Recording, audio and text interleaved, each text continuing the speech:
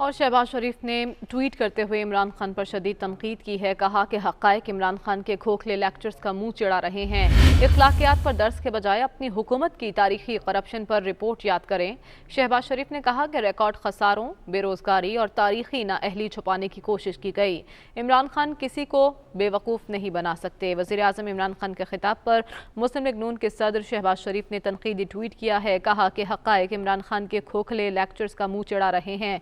इखलाकियात पर दर्स के बजाय अपनी हुकूमत की तारीखी करप्शन पर रिपोर्ट याद करें। इसी बारे में मज़ीद तफसीलात जान लेते हैं। इखलाक बाजवा हमारे साथ मौजूद हैं। इखलाक, बताइएगा क्या ट्वीट किया शहबाज शरीफ साहब ने?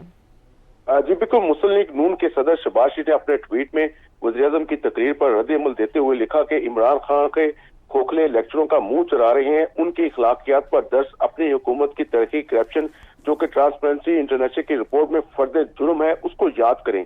रिकॉर्ड खसारों, बेरोजगारी और तारीखी नाअहली छुपाने की कोशिश है। वो अब किसी को बेवकूफ नहीं बना सकते। जी बहुत शुक्रिया इखलाक, आपने अपडेट किया।